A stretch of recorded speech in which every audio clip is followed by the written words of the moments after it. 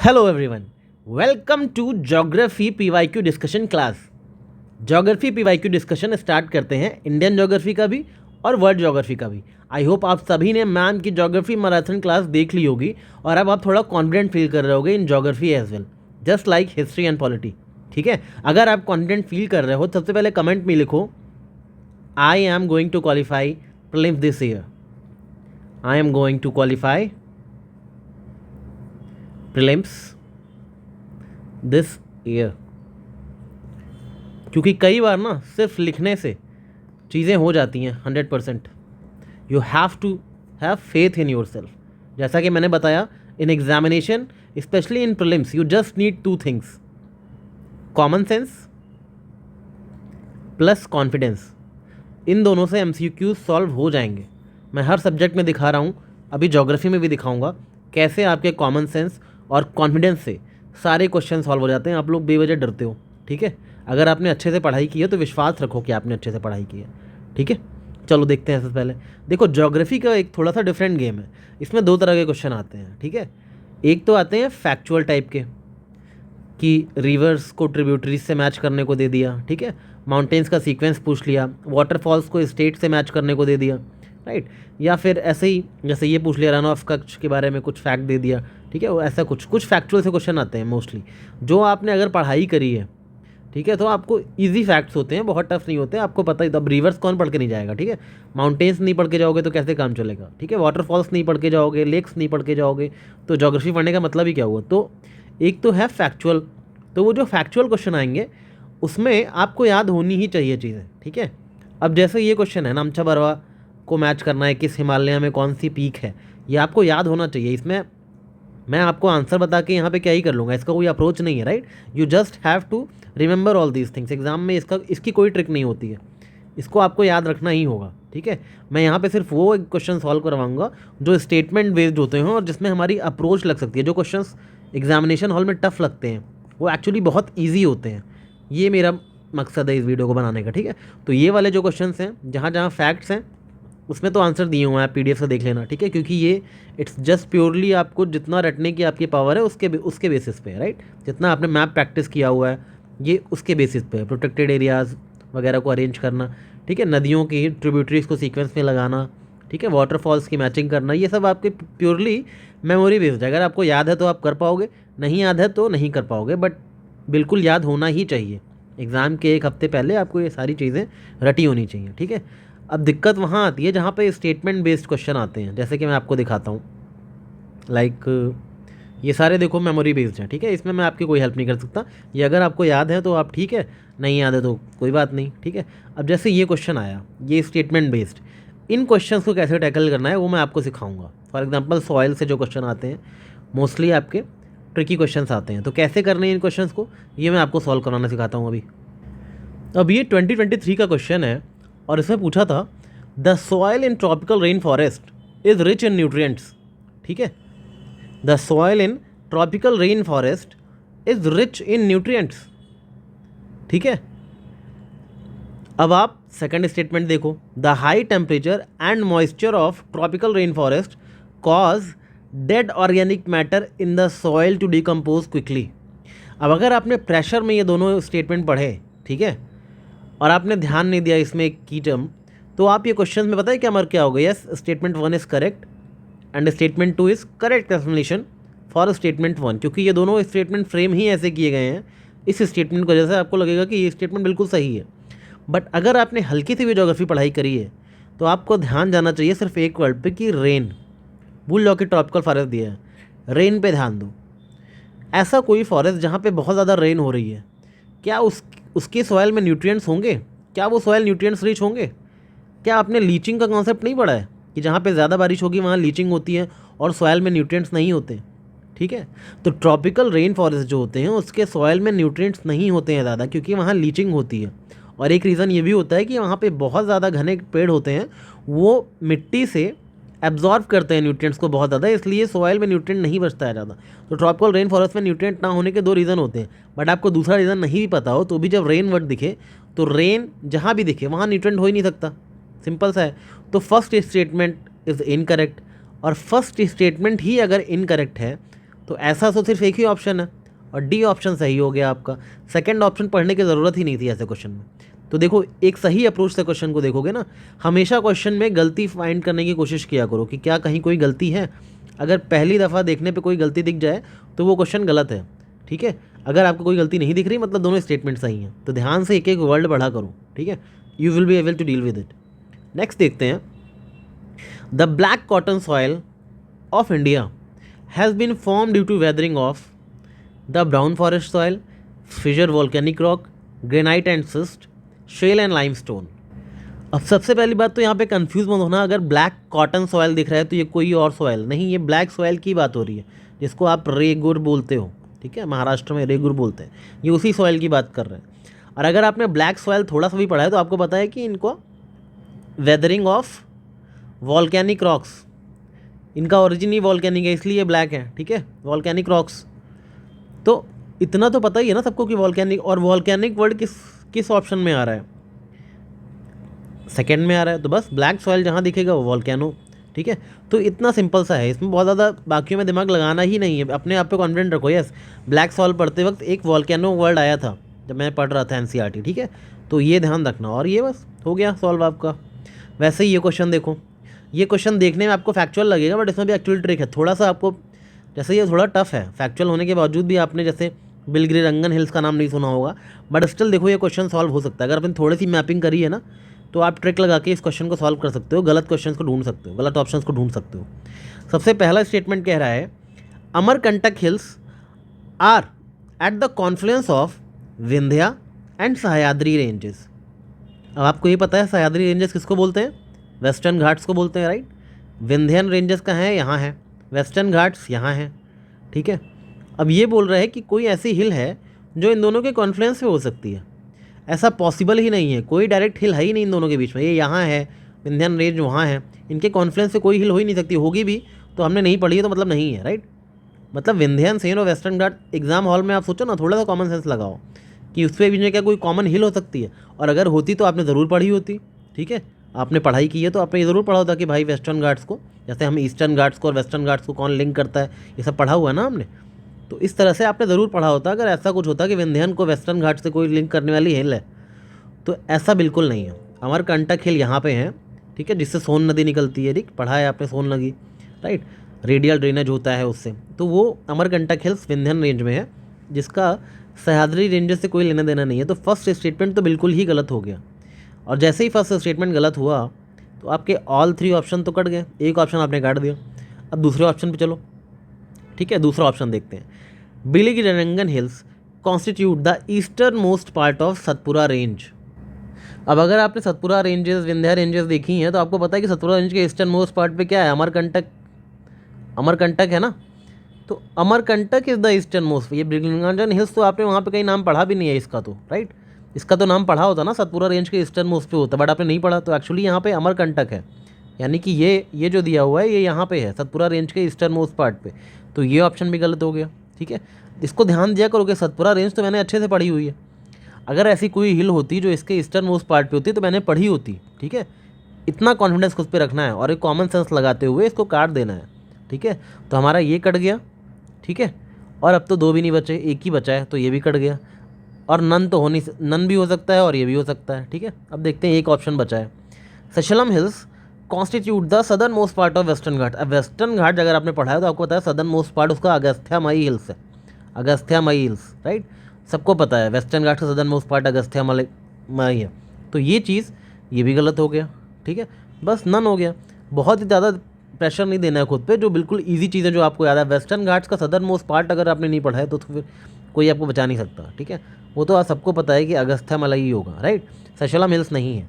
तो इस तरह से आपको थोड़ा सा दिमाग लगाना है एग्ज़ाम में, और क्वेश्चन सही हो जाते हैं, ठीक है। बहुत ज़्यादा डरने की ज़रूरत नहीं है। अब देखो ये क्वेश्चन है, ये डराने के लिए दिया है आपको, इसका नाम डराने के लिए दिया है, इल्मेनाइट एंड रुटाइल, ठीक है। Abundantly available in certain coastal tracts of India and are rich sources of which one of the following. इसका आंसर टाइटेनियम है, ठीक है। एक्चुअली इन्होंने क्या किया, टाइटेनियम के जो वो होते हैं ना ओर्स का नाम दे दिया यहाँ पे, इल्मेनाइट और रुटाइल टाइटेनियम के ओर्स हैं। अब अगर आपको ये नहीं भी याद है इल्मेनाइट एंड रुटाइल, तो भी अगर आपने मेरा मिनरल्स वाला वीडियो देखा है जिसमें मैंने ट्रिक के थ्रू याद करवाया है कौन सी कंट्री में ज़्यादा प्रोडक्शन होता है हर मिनरल का, तो मैंने बताया टाइटेनियम का लीडिंग प्रोड्यूसर कौन है, चाइना है। ठीक है, ट्रिक के थ्रू मैंने याद करवाया, अगर आपने नहीं देखा हो ये सब तो देख लो। ठीक है, उसमें मैंने आपको ये नहीं बताया कि टाइटेनियम के ओर्स, इल्मेनाइट एंड ड्यूटाइल है, तो लिखा है बट मैंने आपको याद नहीं करवाया। क्यों नहीं करवाया? बिकॉज ऐसे क्वेश्चन यूपीएससी पूछेगा भी ना तो एक ऐसा हैक देगा कि आपको बिना इस नॉलेज के भी इस क्वेश्चन को सॉल्व कर लो। कैसे करोगे इस क्वेश्चन को सॉल्व बिना ये पता लगाए कि ये टाइटेनियम के ही ओर्स हैं? ऐसे याद करोगे। देखो यहाँ लिखा हुआ है कि सर्टेन कोस्टल ट्रैक्ट्स में अवेलेबल है इंडिया में, कोस्टल ट्रैक्ट्स में अवेलेबल है इंडिया में। अब जब मैंने टाइटेनियम पढ़ाया था तो आपको एक ट्रिक बताई थी कि चाइना के बहुत टैंट्रम है, क्योंकि चाइना बहुत सी चीज़ों में नंबर 1 है, तो चाइना के बहुत सी चीज़ों में टैंट्रम है। ठीक है, टैंट्रम से याद कराया था टाइटेनियम कि चाइना के बहुत टैंट्रम है क्योंकि वो बहुत सारे मिनरल्स में नंबर 1 है इन प्रोडक्शन। अब चाइना के जब टैंट्रम दिखाने होता है तो मिनरल्स प्रोड्यूस करता है। ठीक है, लेकिन जब आपको टैंट्रम दिखाना होता है तो आप केरला वगैरह के बीचेस पे चले जाते हो, इंडिया में बीचेस में घूमने जाते हो। ठीक है, अपने पार्टनर के साथ आप घूमने जाते हो बीचेस पे, तो इंडियंस को जब टैंट्रम दिखाना होता है तो वो केरला के बीचेस पे चले जाते हैं। इस तरह से मैंने याद दिलाया था कि इंडिया में बीचेस पे मिलते हैं, कोस्टल ट्रैक्ट्स से मिलते हैं टाइटेनियम। मैंने आपको याद करवाया उस वीडियो में, अगर वो वीडियो नहीं देखी है तो देख लो जाके, क्योंकि इसी तरह सारे मिनरल्स को मैंने ट्रिक से याद कराया कि इंडिया में कहाँ पाए जाते हैं और वर्ल्ड में लीडिंग प्रोड्यूसर कौन है। तो अगर आपको पता है ये चीज़ कि टाइटेनियम जो है बीचेस में मिलता है तो ये क्वेश्चन बहुत ईजिली सॉल्व हो सकता है, ये देख के डरना की ज़रूरत ही नहीं है। ठीक है, तो टाइटेनियम कहाँ मिलता है? कोस्टल ट्रैक्ट्स ऑफ इंडिया में मिलता है, जैसे कि मोनाजाइट भी यहीं कोस्टल ट्रैक्ट से मिलता है, मोनाजाइट वगैरह। राइट, तो ये चीज़ें ध्यान रखना थोड़ा सा। और देखो एक और तरीका बताता हूँ। आपको पता है कि एल्यूमिनियम, कॉपर, आयरन ये सब कोस्ट पे तो नहीं ही मिलते हैं। ठीक है, इनकी तो हमने पढ़ी है उड़ीसा में, झारखंड वगैरह में कंपनियां हैं, तो ये कोस्टल एरिया में कहाँ से मिलेंगे? राइट, तो उस सेंस में भी देखोगे तो टाइटेनियम ही सही ऑप्शन लगेगा आपको। थोड़ा सा दिमाग लगाओगे you will get the answer. ठीक है, ये देख के डर मत जाना अरे मुझे तो पता ही नहीं ये किस में होते हैं। ठीक है, बिल्कुल नहीं, थोड़ा पूरा ऑप्शन पढ़ा करो, यूपीएससी एक हल्का सा हिंट दे के छोड़ता है। ठीक है, तो लेट्स सी आगे क्या है। अब ये क्वेश्चन देखो, ये देखने में आपको बहुत टफ लगेगा बट है बहुत ईजी क्वेश्चन। इसमें बोला है कि green hydrogen expected to play significant role in decarbonizing how many of the above industries. Green hydrogen जो कि फ्यूचर टेक्नोलॉजी है, जो कि हमारी ग्लोबल वार्मिंग कम करने के लिए बनाई जा रही है, डीकार्बनाइज करने के लिए इंडस्ट्रीज़ को बनाई जा रही है, तो वो किस इंडस्ट्री में काम आएगी? जहाँ जहाँ एनर्जी प्रोडक्शन होता है सब जगह काम आएगा ग्रीन हाइड्रोजन। हम हर जगह एनर्जी को ग्रीन हाइड्रोजन से रिप्लेस करने वाले हैं। तो फ्यूचर में चाहे स्टील प्लांट हो, चाहे ऑयल रिफाइनरी हो, चाहे फर्टिलाइजर प्लांट हो, हर जगह ग्रीन हाइड्रोजन रिप्लेस करेगा, तो हर जगह हर इंडस्ट्री को डीकार्बनाइज करेगा। इसमें सोचने वाली क्या बात है? तो बस all of the three, it's a future technology, it will come slowly. एक दिन फर्टिलाइजर प्लांट पे आएगा, फिर ऑयल रिफाइनरीज में यूज़ होगा, फिर स्टील प्लांट, हर जगह यूज़ करेंगे ग्रीन हाइड्रोजन। एक बार बनने तो दो अच्छे से। ठीक है, तो डीकार्बनाइज करेगा वो हर जगह। राइट, ऑल थ्री, कोई इसमें कोई संकोच नहीं है। अब देखो एक क्वेश्चन और आ गया, ये देखने में आपको लगेगा अरे ये क्या 4 स्टेटमेंट दे दी भाई, कैसे कर पाऊंगा मैं? बहुत सिंपल है करना। देखो सबसे पहले लिखा है monazite is source of rare earth, चलो आपको नहीं पता है। सेकंड देखो मोनाजाइट कंटेन्स थोरियम, मान लो आपको नहीं पता है। ठीक है, थर्ड देख लो monazite occurs naturally in the entire Indian coastal sands in India. अब यहाँ पे आपका क्या बजनी चाहिए? घंटी। ठीक है, बेल, घंटी बजनी चाहिए कि इंटायर इंडियन कोस्टल सैंड्स में मोनाजाइट ही मोनाजाइट पड़ा हुआ है। ये तो भाई कुछ ज़्यादा एक्सट्रीम हो गया, तो यहाँ पे आपको थर्ड काटना है, और जैसे ही आपने थर्ड काटा आंसर आ गया, फोर्थ पढ़ने की ज़रूरत ही नहीं है। ठीक है, कि गवर्नमेंट बॉडी कैन प्रोसेस और एक्सपोर्ट मोनाजाइट, बस थर्ड काटा और आंसर आ गया। ठीक है, वैसे ये तीनों स्टेटमेंट सही हैं, तो इसको याद रखना जस्ट इन केस फ्यूचर में पूछे तो। अब देखो फोर्थ क्वेश्चन, ये भी आपको टफ लगेगा बट इसको करना बहुत ईजी है, बहुत ज़्यादा ही ईजी है। ठीक है, सबसे पहला स्टेटमेंट पढ़ो, क्वेश्चन स्टार्ट ही पहले से करो। ठीक है, the global ocean commission grants licences for seabed exploration and mining in international waters. अब अगर आपने ज़रा सा भी कभी पढ़ा है अखबार, न्यूज़पेपर, 1 साल से तैयारी कर ही रहे होगे मिनिमम, तो आपने एक अथॉरिटी का नाम पढ़ा है, इंटरनेशनल सी बेड अथॉरिटी। इंटरनेशनल सी बेड अथॉरिटी। अब कोई सी बेड अथॉरिटी है जब ऑलरेडी, तो वो घास काट रही बैठ के जो ग्लोबल ओशियन कमीशन लाइसेंस देंगे? कभी आपने नाम भी सुना है अपनी प्रिपरेशन में कि ग्लोबल ओशियन कमीशन ऐसी कोई चीज़ है? ठीक है, ये यूपीएससी ने आपको डराने के लिए एक कमीशन का नाम दे दिया। ठीक है, सी बेड एक्सप्लोरेशन की बात हो रही है तो इंटरनेशनल सी बेड अथॉरिटी ही लाइसेंस देगी ना। ये स्टेटमेंट तुरंत गलत काटना चाहिए, क्योंकि अगर सी बेड एक्सप्लोरेशन आपने पढ़ा है, आपने रेयर अर्थ मिनरल्स के बारे में पढ़ा है, और रेयर अर्थ मिनरल्स का जब पढ़ते हो तो एक ही नाम आता है, इंटरनेशनल सी बेड अथॉरिटी का नाम, ठीक है। तो सी बेड पे जो भी एक्सप्लोरेशन होगा उसका लाइसेंस इंटरनेशनल सी बेड अथॉरिटी देगा, नॉट ग्लोबल ओशन कमीशन। ऐसे ऑर्गेनाइजेशन का नेम देखते ही, जो आपने पढ़ा नहीं उनको देखते ही काट दिया करो, क्योंकि मैंने नहीं पढ़ा तो ये नहीं, गलती होगा, राइट। तो जैसे ही 1 काटोगे आंसर आ जाएगा, ठीक है। इस तरह से क्वेश्चन को सॉल्व करो ताकि बहुत ईजिली आपके क्वेश्चन सॉल्व होंगे, बिल्कुल डरने की ज़रूरत नहीं है। अब नेक्स्ट क्वेश्चन देखो, यहाँ पे आइडेंटिफाई करना है मेजर मिनरल्स को, ठीक है। तो हमारे जो देश में कौन सा एक्ट है जो मेजर और मिनरल्स में, मेजर मिनरल और माइनर मिनरल में डिवाइड करता है मिनरल्स को? Mines and minerals act of 1957, ठीक है। इसको MMDR एक्ट बोलते हैं, MMDR act, right. Mines and minerals development and regulation act, okay, of 1957 के थ्रू ये चीज़ें डिवाइड होती हैं, major minerals and minor minerals, ठीक है। तो मेजर मिनरल्स यूजुअली वही मिनरल्स होते हैं जिनके बारे में आप पढ़ते हो ना, कि कौन सी कंट्री में हाईएस्ट प्रोडक्शन है, कौन से इंडिया में कौन सा स्टेट लीडिंग प्रोड्यूसर है, जितने भी आप पढ़ते हो वो सब मेजर मिनरल्स होते हैं जो आपकी आंखों के सामने से गुजरते हैं पढ़ते वक्त। माइनर मिनरल्स जो आप कहीं कम पढ़ते हो, जैसे सैंड हो गया, ग्रेवल हो गया, चॉक हो गया, ठीक है, ये शेल हो गया, स्लेट हो गया, ऐसी चीज़ें माइनर मिनरल्स होती हैं जिनके बारे में आप ज़्यादा नहीं पढ़ते हो, जो आपके बुक्स में दिए रहते हैं मोस्टली, जिनके बारे में आप इनकी प्रॉपर्टीज़ पढ़ते हो, जिनके ओर्स पढ़ते हो, ठीक है, जिनकी आप रैंकिंग पढ़ते हो, वो सब मोस्टली मेजर मिनरल्स के पढ़ते हो, राइट। तो आप देख लो इसका करना कैसे है। अब यहाँ पे इन चारों में से आपने अपने बुक्स में अगर कभी किसी के पढ़ाई या प्रोडक्शन जानने की कोशिश की होगी तो क्रोमाइट एक ऐसा है जो आपकी आंखों से गुजरा होगा कहीं ना कहीं। बाकी बेंटोनाइट, कैनाइट, स्लेमेनाइट भले ही ना गुजरा हो, लेकिन क्रोमाइट तो कहीं ना कहीं से आपकी आंखों के सामने गुजरा होगा, ठीक है। इतना तो एग्जाम में दिमाग लगा लेना, तो क्रोमाइट तो कहीं ना कहीं से मैंने पढ़ा हुआ है। मतलब क्रोमाइट के चांसेस हैं कि ये मेजर मिनरल्स होगा, ठीक है। अब अगर कुछ नहीं आ रहा है तो ऐसे दिमाग तो लगाना पड़ेगा ना। तो क्रोमाइट के चांसेस हैं कि मेजर मिनरल हो सकता है, और जैसे ही आप क्रोमाइट को मेजर में डालोगे ना, तो यही पूछा है कौन से मेजर मिनरल्स है, तो ऑप्शन बी और सी तो कट जाएगा, राइट। अब आपको ए और डी में रिस्क लेना पड़ेगा, वो अपने हिसाब से लेना। इट्स अ फैक्चुअल क्वेश्चन, आपको चाहो तो छोड़ सकते हो बट दिमाग लगा सकते हो इतना हल्का सा, ठीक है। तो आप 50-50 रिस्क पे रहोगे, इस तरह से अटेम्प्ट करना है इसको। नेक्स्ट क्वेश्चन देखते हैं। Next question is regarding minor minerals in India. इसके पहले हमने मेजर मिनरल को देखा था, अब माइनर मिनरल को देख लो, ठीक है।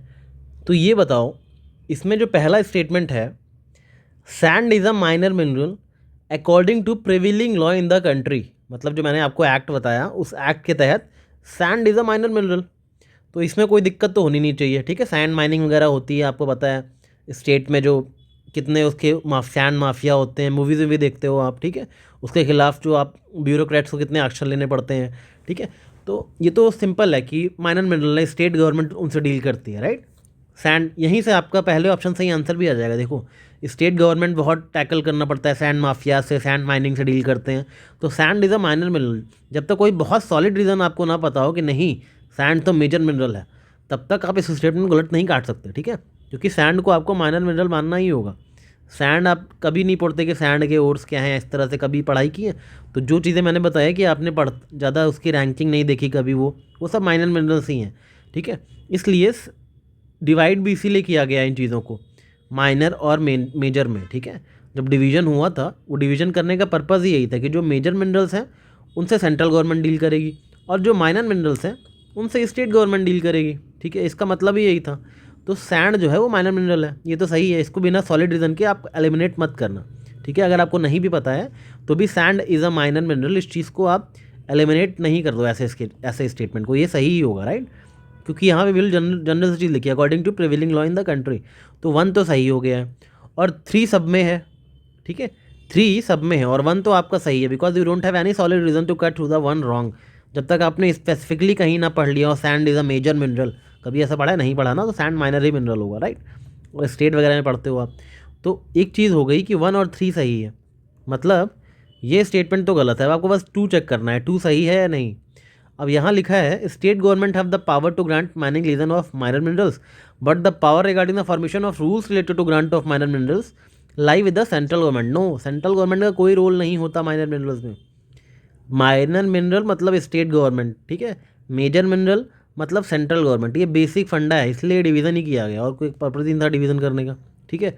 तो बस सेकंड स्टेटमेंट, जहाँ पे भी यूपीएससी ज़्यादा घुमा के स्टेटमेंट लिखने लगे ना, पहले तो लिखा है कि यहाँ पे यूपीएससी क्या कर रहा है, आपको कन्विंस करना चाह रहा है, ठीक है, कि स्टेट गवर्नमेंट्स माइनिंग ग्रांट करती हैं, लीज ग्रांट करती हैं, और सेंट्रल गवर्नमेंट रूल बनाती है। तो आपको लगेगा बहुत सेंस बना रहा है स्टेटमेंट, तो भाई बहुत ज़्यादा सेंस बना रहा है, बट ये सेंस बनाने की कोशिश की गई यूपीएससी की तरफ से, ठीक है, कि आपको लगे कि हाँ ये सही है। जहाँ पे ऐसा लगे ना कि यूपीएससी कोशिश कर रहा है आपको कन्विंस करने की, वो स्टेटमेंट हमेशा रॉन्ग होंगे। जहाँ पे लगे कि यूपीएससी डेलिबरेटली चाह रहा है इतना लंबा स्टेटमेंट बना के कि आप कन्विंस हो जाओ कि हाँ बात लॉजिकल तो लग रही है, हो सकता है ऐसा होता है और मुझे पता ना हो। जहाँ पे भी ऐसा लगे कि हो सकता है ऐसा होता हो और मैंने पढ़ा नहीं है, वो स्टेटमेंट हमेशा रॉन्ग होगा, क्योंकि आपने जो पढ़ा है बस वही होता है, कुछ भी ऐसा नहीं हो सकता जो आपने ना पढ़ा हो, ठीक है। तो याद रखना, बहुत सिंपल, खुद पे कॉन्फिडेंस रखो और कॉमन सेंस यूज़ करते हुए इस क्वेश्चन को गलत काटो। 1 और 3 आपका आंसर आ जाएगा, ठीक है। नेक्स्ट देखते हैं। नेक्स्ट इज बहुत सिंपल क्वेश्चन है। टी प्रोड्यूसिंग स्टेट्स पूछ रहा है। टी के लिए क्या चाहिए? स्लोप होना चाहिए। जहाँ भी स्लोप होगा वहाँ टी प्रोडक्शन हो जाएगा, ठीक है। मेन तो डिमांड स्लोप की ही है, ठीक है। तो स्लोप जहाँ भी होते हैं वहाँ पे टी प्रोडक्शन हो जाएगा। तो कहाँ कहाँ पहाड़ है? आंध्र प्रदेश में है ईस्टर्न घाट्स, केरला में भी होगा, हिमाचल में भी, त्रिपुरा में, सब जगह ही हो सकता है टी का प्रोडक्शन होने को, तो ठीक है। ऐसा कोई हाईएस्ट और लोवेस्ट तो पूछा नहीं है, तो ऑल 4 स्टेट्स। तो ये ऐसे क्वेश्चंस में तुरंत मतलब फ्री के 2 नंबर हैं, इनमें ज़्यादा दिमाग लगाना ही नहीं है आपको। बस कॉन्फिडेंट रहो, ऐसा सोचो कि आप कहीं मॉक टेस्ट दे रहे हो। ये मत सोचो मैं यूपीएससी का प्रीलिम देने आया हूँ। आप ये सोचो एग्जाम में घुसा करो कि कोई मॉक टेस्ट देने आया हूँ। अपना दिमाग लगाओ, होगा सही, होगा नहीं होगा नहीं होगा। बट इससे क्या होगा ना, आपका कॉन्फिडेंस बरकरार रहेगा। अगर आप डरोगे कि इस साल में आज का दिन है, सबसे इंपॉर्टेंट दिन है, अब ये दिन अगले साल ही आएगा, जो फोड़ना है आज ही फोड़ना है, ये सब सोचा ना तो गए काम से भाई। सबसे सिंपल है, ये सोच के जाया करो कि मॉक टेस्ट सॉल्व करने जा रहा हूँ चुपचाप, ठीक है। अच्छा होगा वरना अगला मॉक टेस्ट दूंगा, ठीक है। इस माइंडसेट से जाओगे तो कॉन्फिडेंस बरकरार रहेगा, राइट। अब नेक्स्ट क्वेश्चन देख लो। कुछ किसी क्रॉप के फीचर दिए हुए हैं और इसमें पूछा गया है कि ये कौन सी क्रॉप की बात हो रही है। तो आपको ये सब नहीं भी आता, अगर इतना लंबा स्टेटमेंट दिया है, इसमें एक चीज़ पकड़ो बस, कि ये क्रॉप जहाँ पैदा होती है उस सॉइल, वो सॉइल केपेबल होता है ऑफ रिटेनिंग मॉइस्चर। इतना सा चीज़ अगर आपको पता है ना, कि सबसे ज़्यादा जो वाटर रिटेंशन होता है वो ब्लैक सॉइल में होता है। ये चीज़ तो आपने पढ़ी है ब्लैक सॉइल पढ़ते वक्त।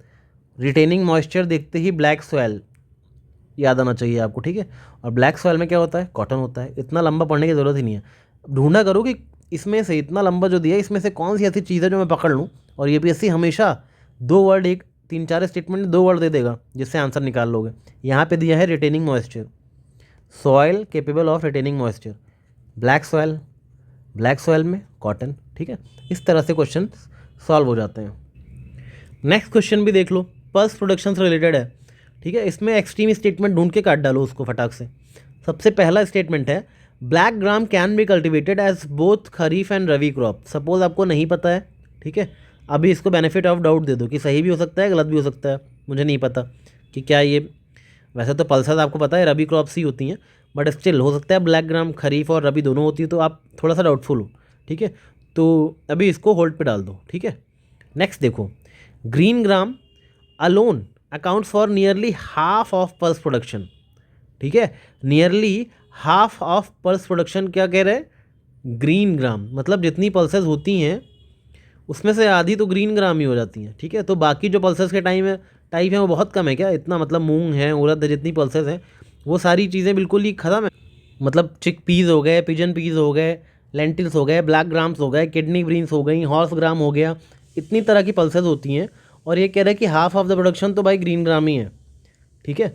ऐसा तो बहुत ज़्यादा एक्सट्रीम जो स्टेटमेंट लगे ना, वो तुरंत गलत काटा करो कि भाई पल्सेस की 10-12 टाइप की पल्सेस होती हैं इंडिया में खास करके, तो उसको आप ऐसे कैसे कह सकते हो कि सिर्फ ग्रीन ग्राम ही है आधे से ज़्यादा? फिर आधे से ज़्यादा इंडिया ग्रीन ग्राम ही खा रहा होता, ठीक है। तो यहाँ पे जैसे ही आप 2 काटोगे आंसर आ जाएगा। और अगर कंफर्मेशन लेना है तो आप थर्ड भी देख लो, थर्ड भी एक्सट्रीम है। In the last 3 decades while the production of kharif pulses has increased, the production of rabi pulses has decreased। अब देख लो एक चीज़ कि लास्ट 3 डिकेड्स में क्या एक ही पैटर्न चला आ रहा है क्या 3 डिकेड से, कि खरीफ पल्सेस इंक्रीज और राबी पल्सेस डिक्रीज?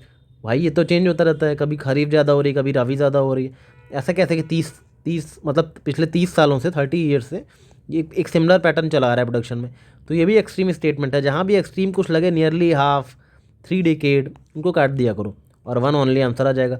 1 को आप बेनिफिट ऑफ डाउट दे के छोड़ा था आपने और उसी ने आपका साथ दिया कि ठीक है मैं तो सही हूँ, बाकी दोनों ज़्यादा गलत लग रहे हैं, ठीक है। जो ज़्यादा गलत लगे उनको गलत कर दिया करो, क्योंकि एक ना एक तो सही होगा ही, राइट। नेक्स्ट क्वेश्चन देखते हैं। अब जितने भी ये क्रॉप वाले होते हैं ना, इसमें मोस्टली आप एक्सट्रीम स्टेटमेंट्स को देखा करो। जैसे कि ये क्वेश्चन है regarding cultivation of kharif crops in last 5 years. Last 5 years में पैटर्न पूछ रहा है, ठीक है। तो यहाँ पे ये देख लो, area under rice cultivation is the highest. थोड़ा सा एक्सट्रीम लग रहा है, बट राइस बहुत ही कॉमन क्रॉप है। राइस इंडिया में ऑलमोस्ट साउथ में भी, नॉर्थ में भी, ईस्ट में भी, वेस्ट में भी हर जगह खाया जाता है। तो हो सकता है कि राइस कल्टीवेशन बहुत ज़्यादा इंडिया में हो रहा हो, ठीक है। तो इसको बेनिफिट ऑफ डाउट दे दो फॉर अ मोमेंट, ठीक है। अभी हो सकता है गलत भी हो, सही भी हो, इसको मत छुओ, ठीक है। Area under cultivation of jowar is more than that of oil seeds. हमें नहीं पता, हो सकता है सही हो सकता है गलत हो, we don't know, right. Area of cotton cultivation is more than that of sugar cane, ठीक है। ये भी हमें नहीं पता, शुगर केन ज़्यादा है, कॉटन, दोनों ही इंपॉर्टेंट लग रहे हैं, हमें नहीं पता, हमें नहीं आइडिया है, ठीक है। क्योंकि यूपीएससी हमसे एक्सपेक्ट भी नहीं कर रहा है कि हमें ये दोनों पता हो। आप इन ऑप्शंस को देख के अगर फोमो में आओगे ना, तो आपका वंटाधार होना तय है। आपको ध्यान रखना है, UPSC is not expecting you to know all these things. Exam pressure में अगर आप ये याद करके भी जाओगे ना, तो भूल जाओगे सुबह सुबह, तो इसलिए मत याद करना। यहाँ पे ऑप्शंस का खेल है सारा। फोर्थ ऑप्शन देखो, area under sugar cane cultivation has steadily decreased. Sugar cane का जो प्रोडक्शन है, पूरा इंडिया चीनी खा रहा है, ठीक है, लेकिन शुगर केन का जो प्रोडक्शन है वो लास्ट 5 ईयर्स में लगातार डिक्रीज़ ही हुए चला जा रहा है। ये अपने आप में बहुत एक्सट्रीम स्टेटमेंट है भाई। 5 सालों में कभी तो बढ़ा होगा, फिर डिक्रीज़ हो गया होगा, ठीक है। वो भी शुगर केन, जो कि इतनी इंपॉर्टेंट क्रॉप है हमारे लिए, ठीक है। शुगर के बिना क्या ही होगा इंडियंस का। तो शुगर केन लास्ट 5 सालों से डिक्रीज़ हो रहा होता है, तो शुगर के प्राइसेस बहुत ज़्यादा बढ़ गए होते हैं, पहली बात तो, ठीक है। तो ऐसा नहीं है, ये बहुत एक्सट्रीम है। और जैसे ही आप 4 काटोगे ना, आपका आंसर आ जाएगा। तो 1 वाला स्टेटमेंट मतलब सही साबित हो गया, राइट। जैसे ही आपने 4 को कट किया, steadily decrease since 5 years 10 years, या steadily increase since 5 years 10 years, ऐसे स्टेटमेंट ज़्यादातर गलत ही होते हैं। तो इस तरह से इन क्वेश्चंस को सॉल्व किया करो। ये क्वेश्चंस देखने में आपको डराएंगे ऑप्शंस, बट अगर ध्यान देके काम माइंड से पढ़ोगे, so you will nail it, ठीक है। Common sense plus confidence equals to success, यही मेरा मंत्र है। मैं हर पीआई के सेशन में आपको ये याद करवाऊंगा, ताकि ये चीज़ आपके मन में बिल्कुल घुस जाए, ठीक है। अगेन अब कुछ याद करने वाली चीज़ आ गई, ये आपको याद होना चाहिए, अगर याद है तभी कर पाओगे। वेटलैंड वगैरह आपको याद करने ही होंगे, देख लेना, ये चीज़ें इंपॉर्टेंट हैं। वेटलैंड, पोर्ट, अगर नहीं रिवाइज किया है तो कर लो, ठीक है। अगर आपको ट्रिक्स वीडियो चाहिए इन पे, तो कमेंट में बताओ कि सर ट्रिक्स वीडियो चाहिए, तो जितने भी फैक्चुअल चीज़ें हैं उनकी एक ट्रिक बना के वीडियो डाल दूंगा मैं, ठीक है। लेकिन अगर आपको याद है तो रिवाइज कर लो, सब एग्जाम में बहुत इंपॉर्टेंट होता है, ठीक है ना। अब ये क्वेश्चन देखो, देखने में थोड़ा फैक्चुअल लगेगा, बट इसमें कॉमन सेंस अप्लाई हो सकता है, ठीक है। आई एम टेलिंग यू कहाँ कहाँ कॉमन सेंस अप्लाई हो सकता है। जैसे कि इंडिया में बोला है, Didwana, Kuchaman, Sargol, Khatu are the names of glaciers, mangrove areas, Ramsar sites, saline lakes, ठीक है। अब अगर आप नॉर्थ इंडिया से हो तब आपको यहाँ पे बेनिफिट मिलेगा। साउथ इंडियंस मोस्टली शायद ना पता हो उनको, but if you belong to North India तो थोड़ा सा इजी हो जाएगा आपके लिए अटेम्प्ट करना, क्योंकि जो नॉर्थ इंडिया के लोग उनको पता है कि दिदवाना कुछ राजस्थान जैसा साउंड कर रहा है, राजस्थान में है। और ये जो खाटू, ये तो बहुत फेमस है, खाटू श्याम जी का मंदिर कहाँ है, राजस्थान में है, राइट। खाटू श्याम सबको पता है। और राजस्थान में क्या है, सांभर लेक। सांभर लेक कैसी लेक है, सॉल्टी लेक है। तो सालीन लेक, ये नॉर्थ इंडियंस के लिए इजी हो गया, ऐसे कॉमन सेंस लगा के सॉल्व हो जाएंगे ये क्वेश्चन, ठीक है ना। अब ये क्वेश्चन देखो, ये भी थोड़ा सा कॉमन सेंस से सॉल्व हो सकता है। इसके 2 तरीके हैं सॉल्व करने के। पहला तो ये, अगर आपने आलियार, ईसापुर, कंगजावती, इनमें से आपने अगर डैम्स पढ़ा है, डैम वाला चैप्टर पढ़ा है ना, तो ईसापुर डैम तो आपने ज़रूर पढ़ा होगा। ईसापुर डैम थोड़ा सा कॉमन है। तो अगर आपको ये क्लिक कर गया एग्जाम में, यस मैंने ईसापुर डैम पढ़ा है, तो it can be A water reservoir, right. तो इस तरह से सॉल्व कर सकते हो, क्योंकि ईसापुर का नाम थोड़ा सा डैम, अगर आपने डैम्स पढ़े हैं इंडिया के कौन कौन से हैं, तो ईसापुर थोड़ा सा फेमस है। एक तो ये तरीका है। दूसरा, अगर आपको नहीं पता कि ये क्या है, एक बार ऑप्शंस देखो, ठीक है। पहला ऑप्शन कह रहा है कि these are recently discovered uranium deposits. अब बताओ कि आपने करंट अफेयर पढ़ के गए हो, और यूरेनियम इतना इंपॉर्टेंट मिनरल है, राइट। अगर ऐसा होता यूरेनियम कि ये रिसेंटली मिला है, तो न्यूज़ में बहुत ज़्यादा रहता, यूरेनियम के डिपॉजिट्स मिल गए इंडिया में, कितनी बड़ी बात है, राइट। न्यूक्लियर का सबसे इंपॉर्टेंट फ्यूल है और उसका डिपॉजिट इंडिया में मिल रहा है, और आपने साल भर करंट अफेयर पता और आपको पता ही नहीं है कि न्यूक्लियर के 3 प्लेसेस में मिल रहे हैं deposits, and you have no idea, ठीक है। यूरेनियम का आपने सबको सारी जगह पढ़ी होंगे, जैसे जादूगुड़ा पढ़ा होगा आपने, ठीक है। नरवा पहाड़ पढ़ा होगा ज्योग्राफी में, और तुरमदीह पढ़ा होगा, तुरमदीह करके जगह है, ये सब जगहें आपने कहीं ना कहीं पढ़ी होंगी कि ये यूरेनियम के डिपॉजिट्स हैं झारखंड वगैरह में, राइट। और डोमिसिएट पढ़ा होगा मेघालय में, ठीक है। ये सब यूरेनियम डिपॉजिट्स अगर आपके आंखों के सामने से आती ये सब तो आप बोल देते हैं कि हाँ ये यूरेनियम डिपॉजिट्स हैं, बट रिसेंटली डिस्कवर्ड और आपको नहीं पता। आप एग्जाम हॉल में बैठे हो, आपने साल भर करंट अफेयर्स पढ़ा है और आपको नहीं पता, तो ऐसा कैसे हो सकता है। तो ये तो नहीं होगा। आपको श्योर होना चाहिए कि मैंने करंट अफेयर्स पढ़ा है और कहीं ऐसा नहीं देखा कि इंडिया में 3 यूरेनियम डिपॉजिट्स आ गए और मुझे पता ही नहीं है, ठीक है। तो इतना तो काट देना इसको तुरंत कि यूरेनियम डिपॉजिट्स हैं ये। Next is tropical rain forest. ये तो बिल्कुल ही नहीं है। मैंने ट्रॉपिकल रेन फॉरेस्ट सारे पढ़े हैं, ऐसे कोई ट्रॉपिकल रेन फॉरेस्ट नहीं है इंडिया में। तीसरा देखो अंडरग्राउंड केव सिस्टम। अब बताओ इंडिया में केव सिस्टम्स आपको अंडरग्राउंड पता नहीं है? आपने सारे केव्स पढ़ी हुई हैं इंडिया की, ठीक है। एलिफेंटा, जंदा, एलोरा, बोरा, बेलम, मेघालय, बदामी, ठीक है, उदयगिरी, खांडगिरी, कैलाश चंपिल। कभी ऐसी कोई केव का नाम आपने सुना है? अलियार, ईसापुर, कंगजावती नहीं सुना है ना? तो नहीं है कोई ऐसी केव इंडिया में छुपी हुई। अगर होती तो आपने पढ़ा होता। इस सेंस से भी ये तीनों कट रहे हैं, तो आपको ना चाहते हो वाटर रिजर्वायर्स आप पढ़ते नहीं हो, बहुत कम पढ़ते हो, तो हो सकता है कि वो यही हो वाटर रिजर्वायर्स ही हो, आपने ना पढ़ा हो, ठीक है। इस तरह से क्वेश्चन को सॉल्व किया करो। जो पढ़ा है ना उस पर कॉन्फिडेंट रहा करो, और जो नहीं पढ़ा है वही फिर हो सकता है आंसर हो, ठीक है। क्योंकि ये तीनों तो आपने पढ़ा है, ये नहीं पढ़ते हो और वहीं से क्वेश्चन दे दिया यूपीएससी ने। अगर आपने डैम्स वाला चैप्टर पढ़ा होता तो आपको पता होता कि ईसापुर डैम है, ठीक है। अब ये क्वेश्चन देख लो, जून 21 every year which of the following latitude experiences the sunlight more than 12 hours, ठीक है। अब सपोज आपको नहीं पता है, ठीक है, तो ये ऐसे होता है, यहाँ इक्वेटर है, ठीक है, यहाँ आर्कटिक सर्किल है, ठीक है, और यहाँ पे ट्रॉपिक ऑफ कैंसर है, यहाँ ट्रॉपिक ऑफ कैप्रिकॉर्न है, ठीक है। अब कोई चीज़ सन यहाँ है अगर, और ऐसा कह रहे हैं कि सन की सनलाइट जो है वो 12 घंटे से ज़्यादा पड़ रही है किसी एक जगह पे, ठीक है, किसी जगह पे सन 12 घंटे से ज़्यादा सनलाइट पड़ रही है। इक्वेटर पर तो पड़ती ही रहती है वैसे भी हमेशा सनलाइट, ठीक है। जून 21 को क्या होता है कि ट्रॉपिक ऑफ कैंसर और ट्रॉपिक ऑफ कैप्रिकॉर्न, ठीक है, सॉरी ये तो सदर्न हेमिस्फीयर में हो गया, ये नहीं, सॉरी, ये ट्रॉपिक ऑफ कैंसर मतलब सन जो है जून के टाइम पे तो थोड़ा ऊपर रहता है ना, नॉर्दर्न हेमिस्फीयर में होता है, राइट, सदर्न में थोड़ी रहता है, सदर्न दिसंबर में जाता है। तो यहाँ पे क्या होगा कि ट्रॉपिक ऑफ कैंसर और आर्कटिक सर्कल, यहाँ पे ज़्यादा सनलाइट पड़ेगी, ठीक है। वही चीज़ जब रिवर्स होती है तो फिर दिसंबर के महीने में सदर्न हेमिस्फीयर में होती है चीज़, ट्रॉपिक ऑफ कैप्रिकॉर्न पे होती है, ठीक है, और नीचे अंटार्कटिक सर्कल में होती है। तो जून के महीने की बात हो रही है जब समर सोल्स्टाइस की बात हो रही है। अगर आपने पढ़ा है कॉन्सेप्ट समर सोल्स्टाइस का तो ये क्वेश्चन बहुत ईजी क्वेश्चन है, कुछ रॉकेट साइंस नहीं, कर लोगे, ठीक है। एक तरह का फैक्चुअल क्वेश्चन ही है, जिसने पढ़ा है उसको आता है कि जून के महीने में नदर हेमिस्फीयर में सन होता है, ट्रॉपिक ऑफ कैंसर और आर्कटिक भी होगा, और दिसंबर के महीने में इधर जाएगा नीचे आपका ट्रॉपिक ऑफ कैप्रिकॉर्न और अंटार्कटिक सर्कल, ठीक है, इतना याद रखना।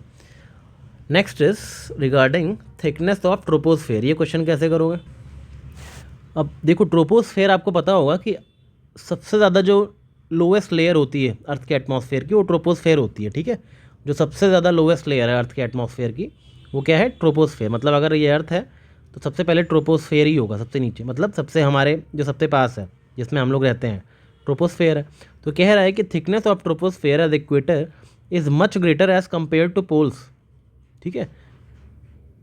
तो बिल्कुल जो थिकनेस है ट्रोपोस्फेयर की वो इक्वेटर सबसे ज़्यादा होती है। क्यों होती है? उसमें रीज़न भी दिया हुआ है कि जो इक्वेटर है उस पर स्ट्रॉन्ग कन्वेक्शन करंट्स की वजह से ग्रेट हाइट्स तक ट्रांसपोर्ट होती है, ठीक है। हीट जो है ग्रेट हाइट्स तक इक्वेटर से ऊपर तक जा रही है, ठीक है। पोल्स पे तो इतनी हीट होती नहीं है, ठीक है, पोल्स पे इतनी हीट नहीं होती, इक्वेटर पे हीट की वजह से बहुत ऊपर तक जाती है हीट। इस वजह से हमारा ट्रोपोस्फेयर का जो किलोमीटर्स है वो लगभग 18 किलोमीटर तक ट्रोपोस्फेयर होता है। वहीं जो पोल्स होते हैं उस पर ट्रोपोस्फेयर सिर्फ 8 किलोमीटर तक ही होता है। तो इस तरह से आपको ये क्वेश्चन सॉल्व करना है। दोनों स्टेटमेंट सही है, कुछ गलत नहीं है। कॉन्सेप्ट क्लैरिटी होगी तो कर लोगे ये क्वेश्चन। नेक्स्ट क्वेश्चन जो है इसमें देखो कि इंसोलेशन से रिलेटेड है, ठीक है, इंफ्रारेड रेड्स के बारे में मेनली बात की गई है कि अर्थ के एटमॉस्फेयर से रिलेटेड कौन सा स्टेटमेंट सही है। देखो इसमें क्या कहा है, पहला वाला, the total amount of insolation received at the equator is रफली about 10 times that received at the poles. मतलब इक्वेटर पर जितना इंसोलेशन आ रहा है वो पोल्स से 10 गुना ज़्यादा है, ठीक है। देखो अब ऐसा भी नहीं है कि पोल्स पे एकदम ही अंधेरा ही छाया हुआ है, ठीक है।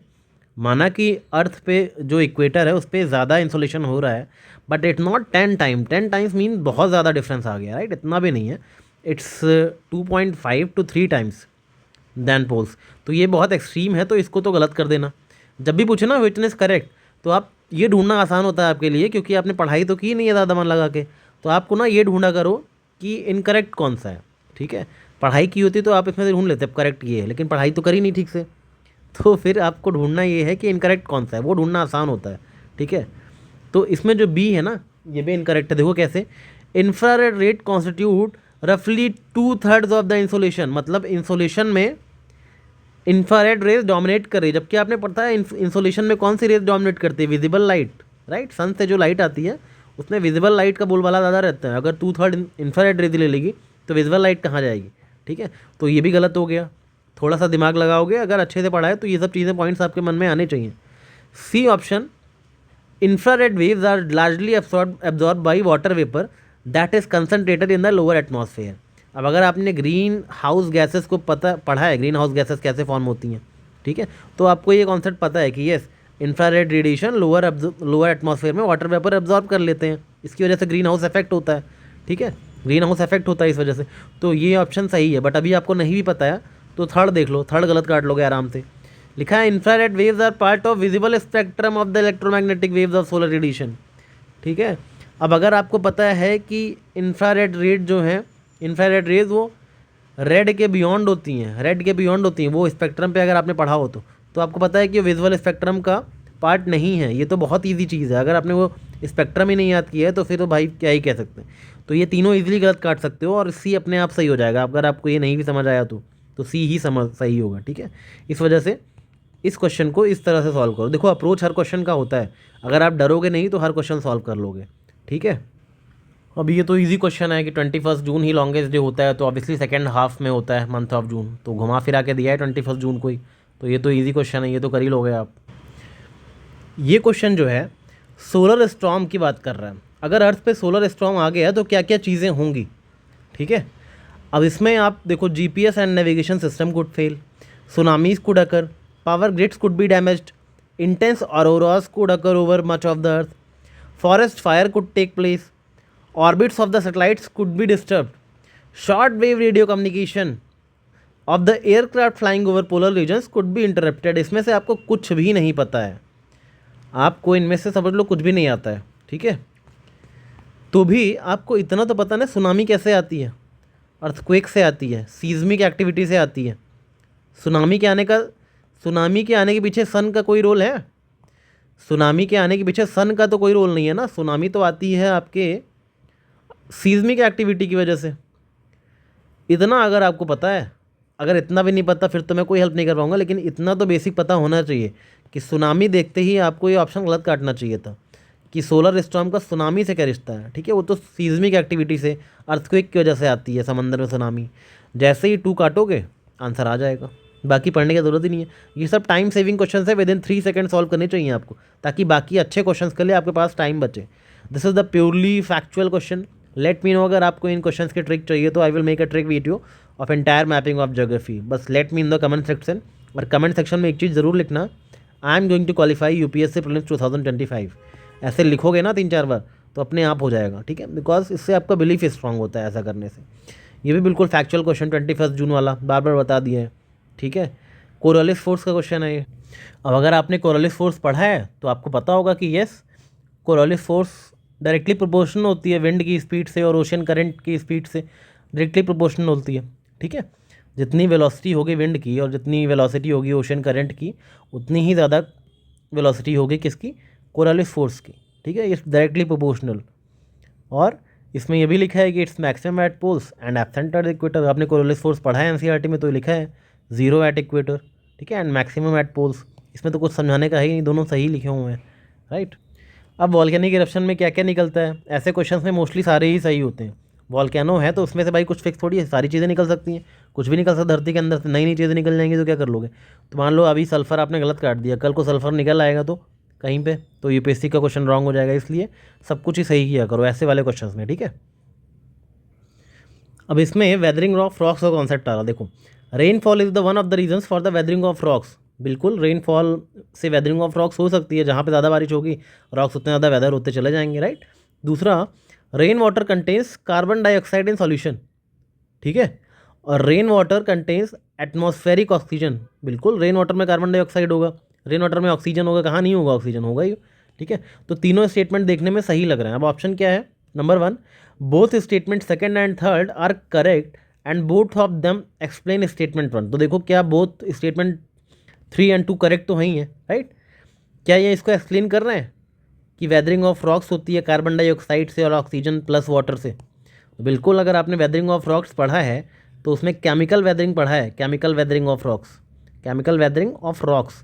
तो उसमें क्या क्या पढ़ा है, ऑक्सीडेशन पढ़ा है, ठीक है, ऑक्सीडेशन पढ़ा है। एक तो ऑक्सीडेशन में क्या होता है, ऑक्सीजन प्लस वाटर मिलकर वेदरिंग करते हैं। दूसरा आपने कार्बोनेशन पढ़ा होगा, कार्बोनेशन में क्या होता है, CO2 प्लस वाटर मिलकर वेदरिंग करते हैं रॉक्सी। और आपने हाइड्रोलिसिस पढ़ा होगा, हाइड्रोलिसिस भी रिएक्शन करती है हाइड्रोजन प्लस वाटर, राइट। और सॉल्यूशन पढ़ा होगा जिसमें मिनरल्स वाटर में डिजॉल्व हो जाते हैं, सॉल्यूशन जिसमें मिनरल्स रॉक के वाटर में डिजॉल्व हो जाते हैं नॉर्मली। तो इस तरह की केमिकल वेदरिंग होती है, ऑक्सीडेशन कार्बोनेशन, ये ऑक्सीडेशन है, ये कार्बोनेशन है, ठीक है। तो इस तरह से आपको थोड़ा सा देखना होता है इन स्टेटमेंट, तो बिल्कुल सही है ये स्टेटमेंट, ठीक है। Next question is regarding earthquake, P wave, S wave, ये सब अगर आपने पढ़ा है तो ये क्वेश्चन बहुत सिंपल है, बोथ आर करेक्ट स्टेटमेंट, कोई दिमाग नहीं लगाना। अगर आपने पढ़ रखा है पी वेव एस वेव तो गलत नहीं करोगे, नहीं पढ़ा है तो इसमें कुछ लॉजिक नहीं लगेगा, इसमें कोई एक्सट्रीम स्टेटमेंट या ऐसा कुछ नहीं है, ये प्योर जोग्राफिकल कॉन्सेप्ट वाले क्वेश्चन है। अगर आपने पी वेव एस वेव को पढ़ा है तो क्वेश्चन सही कर लोगे, नहीं पढ़ा है तो अभी जाके पढ़ लो, वेट मत करो, ये इंपॉर्टेंट टॉपिक्स हैं एग्जाम के लिए, ठीक है ना। ये क्वेश्चन देखो, यहाँ पे दोनों स्टेटमेंट आपस में ही कॉन्ट्राडिक्टरी हैं, ठीक है। पहला स्टेटमेंट कह रहा है कि वाटर वेपर के रेफरेंस में it is a gas and amount of which decreases with altitude. तो आपको पता है वाटर वेपर तो ग्रीन हाउस गैस भी है, तो गैस तो है ही है, ठीक है। The amount of which decreases with altitude, obviously जितना पहाड़ पे ऊपर जाओगे वाटर वेपर कम होता जाएगा, इट डिक्रीजेज विद हाइट, ठीक है। तो मतलब जितना ठंडा रीजन होगा वहाँ पे वाटर वेपर उतना कम होगा ठंडे रीजन में, ठीक है। एल्टीट्यूड पे ऊपर जाओगे तो टेम्परेचर कम होगा तो वाटर वेपर भी कम हो जाएगा। नीचे लिखा है percentage is maximum at poles, poles पे इतनी ठंडी होती है, वहाँ कैसे मैक्सिमम हो सकता है? अगर आपको पता है कि एल्टीट्यूड के साथ कम हो रहा है, डिक्रीज हो रहा है टेम्परेचर, तो ये भी कम हो रहा है, ठीक है। तो पोल्स पे तो बहुत कम हुआ है टेम्परेचर, वहाँ पे कैसे मैक्सिमम हो सकता है? तो 1 ओनली होगा, ठीक है। दोनों ही एक दूसरे का कॉन्ट्राडिक्टरी हो गए स्टेटमेंट, इस तरह से सॉल्व कर लेना इसको। Next question is regarding climate type. अगर आपने क्लाइमेट टाइप पढ़ा है, आज मैम ने पढ़ाया, अगर आपने मैराथन वीडियो देखा है तो आप ये क्वेश्चन इजीली कर लोगे, ठीक है। डिफरेंट क्लाइमेट टाइप्स, ठीक है। नहीं पढ़ा है तो जाके देखो वीडियो, फटाक से पढ़ो, खत्म करो इसको। अब ये क्वेश्चन देखो बहुत सिंपल है, आपने बेसिक ज्योग्राफी के कॉन्सेप्ट क्लियर है तो कर लोगे। लिखा है atmosphere heated more by incoming solar radiation than by terrestrial radiation. अभी मैंने बताया आपको ऊपर इंफ्रारेड रेस के बारे में, मतलब कोई भी रे जो सन से आ रही है, सन से जो भी रे आ रही है पहले उसको एटमॉस्फेयर ऑब्जर्व करेगा, फिर उसको धरती एब्जॉर्व करेगी, ठीक है। और उसके बाद धरती से लॉन्ग टेरेस्ट्रियल रेडिएशन जो है, लॉन्ग वेव रेडिएशन क्या होंगी, निकलेंगी, एमिट करेगी, ठीक है। तो वो जो है एटमॉस्फेयर में जाएगी। तो एटमॉस्फेयर हीट होता है सोलर रेडिएशन से नहीं, सोलर रेडिएशन से तो थोड़ा बहुत एब्जॉर्व करेगा एटमॉस्फेयर, ठीक है। और उसके बाद वो अर्थ सरफेस जो है, अर्थ सरफेस मेनली ऑब्जॉर्व करती है सोलर रेडिएशन को, ठीक है। अर्थ की सरफेस ऑब्जॉर्व करती है सोलर रेडिएशन को, अर्थ सरफेस, ठीक है। और अर्थ की सरफेस से री इमिट होती है एनर्जी, री इमिट होती है लॉन्ग वेव रेडिएशन, और वो जो लॉन्ग वेव रेडिएशन है वो एटमॉस्फेयर को हीट करती है, ठीक है। जैसे कि carbon dioxide and other green house acid in the atmosphere are good absorbers of long wave radiation. देखो सेकंड स्टेटमेंट खुद ही फर्स्ट स्टेटमेंट को रॉन्ग साबित कर रहा है। ये बोल रहा है कि लॉन्ग वेव रेडिएशन तो अर्थ से निकलती है, अर्थ से रीमिट होती है ना लॉन्ग वेव रेडिएशन, उसको जो ग्रीन हाउस गैसेस हैं वो एब्जॉर्ब करती हैं, इस वजह से ही गर्मी बढ़ती है, ठीक है। तो बिल्कुल ये सही है। तो एटमॉस्फेयर जो है सन का रेडिएशन नहीं एब्जॉर्ब कर रहा है, एटमॉस्फेयर एब्जॉर्ब कर रहा है लॉन्ग वेव रेडिएशन जो कि नीचे से निकल रही है, ठीक है। सन वाली जो रेडिएशन होती है वो एटमॉस्फेयर से पास होते हुए अर्थ में आके एब्जॉर्ब हो जाती है, फिर अर्थ रीइमिट करती है। ये कॉन्सेप्ट मत भूलना, बहुत इंपॉर्टेंट कॉन्सेप्ट है, रिपीटेडली इस कॉन्सेप्ट से क्वेश्चन पूछे जाते हैं, राइट। अब इसमें फर्स्ट स्टेटमेंट देखो, ठीक है। मंथ ऑफ जनवरी के रेफरेंस में आइसोथर्मल मैप्स की बात कर रहा है, ठीक है, इन मंथ ऑफ जनवरी, ठीक है। तो पहला स्टेटमेंट है the isotherm deviate to the north over the ocean and to the south over the continent. जनवरी में मौसम कैसा होता है, कॉन्टिनेंट में विंटर का मौसम होता है मेनली, ठीक है। मेनली लैंड मासेस जो है विंटर में होते हैं, राइट।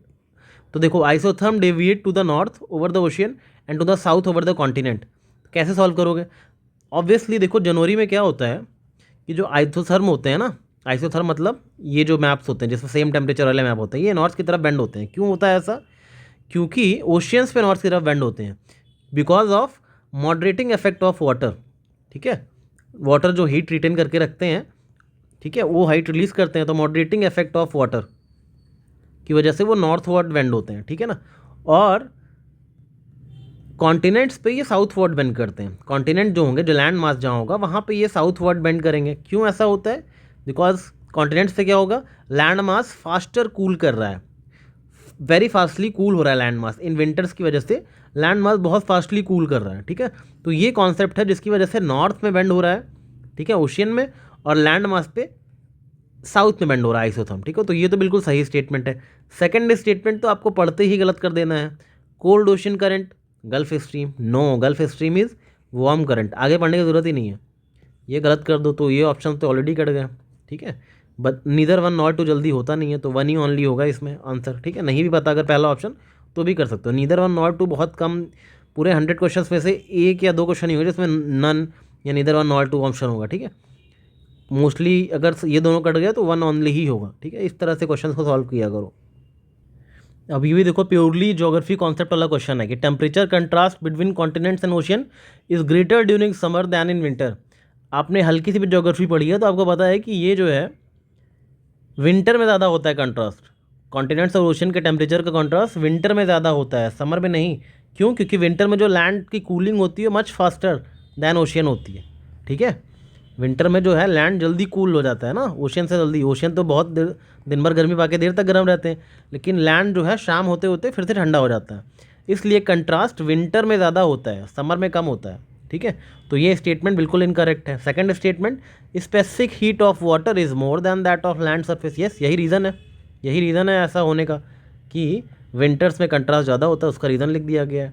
तो statement 2 is correct but statement 1 is incorrect, ठीक है। यहाँ पे विंटर होता अगर तो ये स्टेटमेंट करेक्ट हो जाता है। यहीं पे यूपीएससी ने एक वर्ड गलत कर दिया था, ठीक है। ये क्वेश्चन देखो, हाई क्लाउड्स और लो क्लाउड्स का है। लिखा है high clouds primarily reflect solar radiation and cool the surface of earth. आप देखते हो जो सबसे ऊंचे वाले बादल होते हैं आसमान में, जिनको सीरस क्लाउड्स वगैरह बोलते हो आप, वो बिल्कुल फेदरी होते हैं, बिल्कुल हल्के से होते हैं। तो वो कैसे रिफ्लेक्ट करते हैं सोलर रेडिएशन को? वो ऑलरेडी इतने ट्रांसपेरेंट से होते हैं, उनसे तो रेडिएशन क्रॉस कर ही जाएगा, तो रिफ्लेक्ट तो नहीं कर सकते हाई क्लाउड्स, ठीक है। तो यहीं पे ये स्टेटमेंट गलत हो गया। दूसरा है low clouds have high absorption of infrared radiation emitting from the earth surface, ठीक है। अब लो क्लाउड जो होते हैं वो मोटे मोटे क्लाउड होते हैं, जब नीचे बादल आते हैं दिखते हैं मोटे मोटे होते हैं, तो वो सन की एनर्जी को तो रिफ्लेक्ट कर देते होंगे, ठीक है, सन की एनर्जी को रिफ्लेक्ट कर देते होंगे, नो डाउट।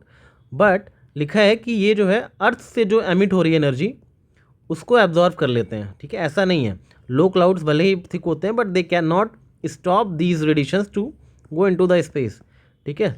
तो इस वजह से ये कूलिंग भी करते हैं, क्योंकि ये ट्रैप नहीं करते अर्थ से नीचे वाली आने वाली ये रेस को, ठीक है।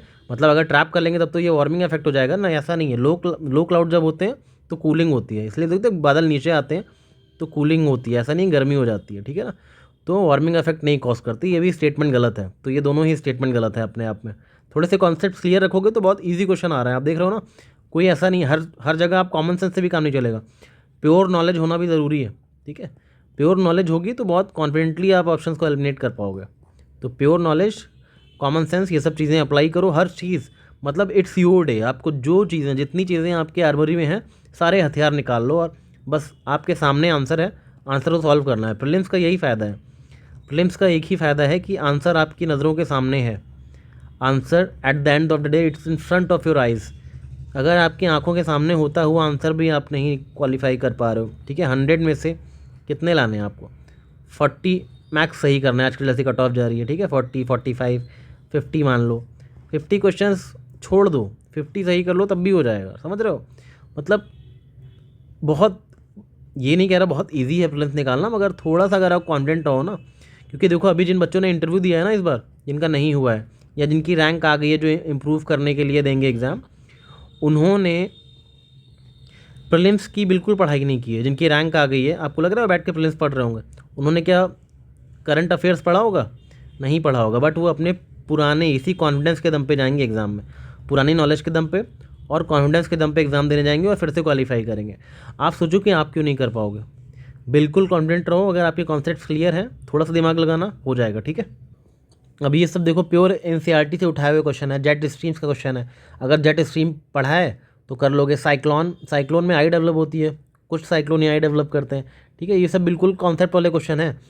क्लाउडी नाइट के बारे में क्वेश्चन पूछा है कि ड्यू ड्रॉप्स क्यों फॉर्म नहीं होते क्लाउडी नाइट पे, because cloud reflect back the earth radiation, ठीक है। ये एनसीईआरटी की दी हुई लाइन है, ड्यू ड्रॉप्स पढ़ोगे उसमें साफ साफ ऐसा ही लिखा हुआ है इसी लैंग्वेज में। अब देखो ये कितना सिंपल क्वेश्चन है, आपके ना स्टेटमेंट पे ही आंसर दिया हुआ, लिखा है in tropical zone the western sections of oceans are warmer than the eastern sections of ocean owing to influence of trade winds. सही बात है, ट्रॉपिकल रीजन्स में जो ट्रेड विंड्स होती है कैसे बहती हैं, ईस्ट टू वेस्ट बहती हैं। ईस्ट टू वेस्ट बहेंगी, इस वजह से क्या होगा, जो वार्म सरफेस वाटर्स हैं वो वेस्ट की तरफ बढ़ेंगे, इस वजह से वेस्टर्न सेक्शंस ऑफ ओशियंस जो हैं वो ज़्यादा गर्म होंगे। बिल्कुल सही बात लिखी है। और वही टेम्परेट जोन में वेस्टर्लीज चलती हैं, वेस्टर्लीज वेस्ट टू ईस्ट चलती हैं, इस वजह से eastern section of ocean warmer होगा। इसमें बिल्कुल कोई डाउट रखना ही मत, खुद ही स्टेटमेंट्स में ही आंसर दिया हुआ है, दोनों स्टेटमेंट बिल्कुल सही हैं, ठीक है। अब ये क्वेश्चन देखो फ्रेश वाटर के रिगार्डिंग है, ठीक है।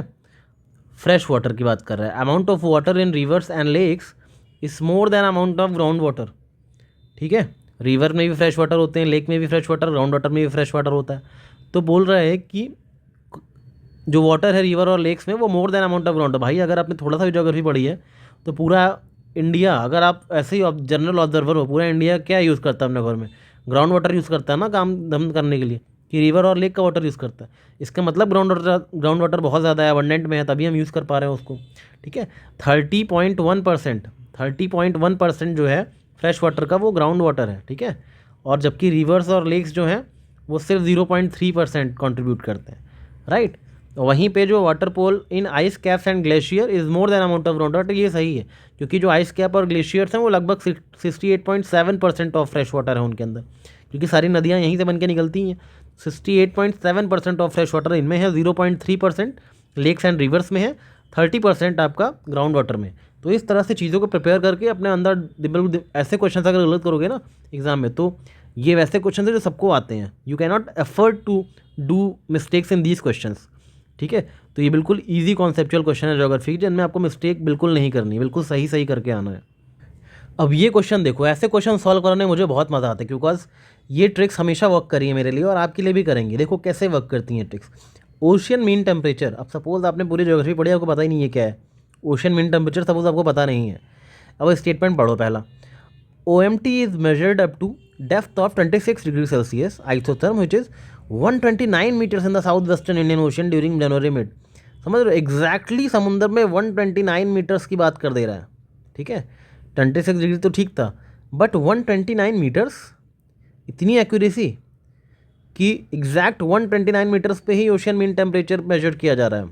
ये थोड़ा एक्सट्रीम है, इसको मैं तुरंत देखते ही गलत कर दूंगा, ठीक है। बिकॉज एक्चुअली जो है ओशन मीन टेम्परेचर वो 50 से 100 मीटर्स तक होता है, ठीक है। एक पर्टिकुलर 1 डिजिट नहीं होती है कोई 129 मीटर, भाई समंदर के अंदर कुछ फिक्स है क्या है सच। तो ये स्टेटमेंट आपको नहीं भी आता ना तब भी गलत कर दो। इन क्वेश्चंस को देख के डरा मत करो, मैंने आपको हिस्ट्री वाले PYQ में बताया है, कभी भी यहाँ से तय नहीं होता है कि आप क्वेश्चन कर पाओगे कि नहीं, यहाँ से तय होता है, ठीक है। तो फोकस इन दोनों पे किया करो, गलत सही यहाँ से डिसाइड होगा। 1 गलत हो गया, ठीक है। अब सेकंड स्टेटमेंट देखो कितना सिंपल सा स्टेटमेंट है, OMT collected during January March can be used, ठीक है, assessing whether the amount of rainfall in monsoon will be less or more than certain long term mean। भाई कैन बी यूज, ठीक है, हो सकता है ओशन मीन टेम्परेचर निकालते ही इसलिए हो, ठीक है, हो सकता है कि वेदर को एसेस कर सके, तो कैन बी यूज़ है, ये भी लिखा must be use, can be use, तो कैन बी वाले तो हमेशा सही होते ही हैं, बस सिंपल है। 2 सेकंड है, 1 बिल्कुल गलत है। ये 129 मीटर्स देखते ही आपको गलत काटना चाहिए था, चाहे आपको आता हो या ना आता हो, ठीक है। अब ये क्वेश्चन रेड सी के बारे में, आपने रेड सी पढ़ा है तो कर लोगे। यहाँ पे कॉन्गो बेसिन के अगर फीचर्स पता है तो ये क्वेश्चन कर लोगे, इसमें कोई कॉमन सेंस नहीं लगेगा। कुछ क्वेश्चंस आई थिंक छोड़ने के लिए बनाए जाते हैं, तो शायद ये उनमें से अगर आपको नहीं पता है तो नहीं कर पाओगे, राइट। तो और देखते हैं कुछ है क्या। अब ये क्वेश्चन इकोनॉमिक ज्योग्राफी का इकोनॉमिक NCERT में भी दिया हुआ है कि India has more arable area than China, लेकिन चाइना इरीगेशन ज़्यादा कर लेता है, ठीक है। चाइना की प्रोडक्टिविटी पर हेक्टेयर ज़्यादा है, तो बस इंडिया के पास एरिया ज़्यादा है मगर इरीगेटेड एरिया चाइना के पास ज़्यादा है और प्रोडक्टिविटी पर हेक्टेयर भी चाइना की ज़्यादा है। तो ये दोनों स्टेटमेंट गलत हो जाएंगे, ये सही हो जाएगा। अब again this is very factual question, अगर आपको पता है कि कोबाल्ट जो है सबसे ज़्यादा कॉन्गो में होता है तो ये will be able to solve it, otherwise नहीं। आगे जितने भी क्वेश्चन मैपिंग वाले हैं ये प्योर आपकी नॉलेज पे बेस करेंगे। मैपिंग क्वेश्चंस में कोई ट्रिक नहीं लगती, अगर आपको याद है तो you will be able to do it. If you don't remember it, apply your brain, याद करने की कोशिश करो क्योंकि पढ़ा हुआ है एक बार, और फिर भी नहीं याद आ रहा है तो डू कमेंट तो बताओ मुझे कौन कौन सी चीज़ें आपको नहीं याद हो रही मैपिंग की। आई will make a trick video on all this things, ठीक है।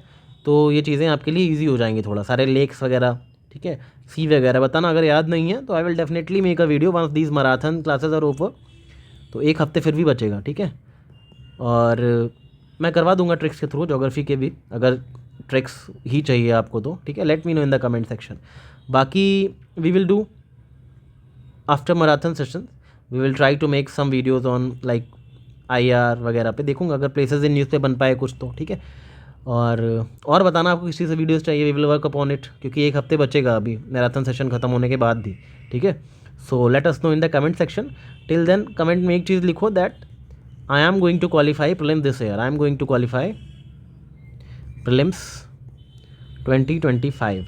ये लिख के देखो, और ये लिखने का मैजिक देखना, बट लिखना तो फुल फेथ से लिखना, ऐसे ही नहीं कि बस ऊपर ऊपर लिख दिया। Right it with full faith, full faith से लिखोगे ना जब, और ट्रस्ट रखो कि मैंने कहीं पे लिख दिया है, बस ये चीज़ हो जाएगी। Take care and all the best for preparations. Thank you.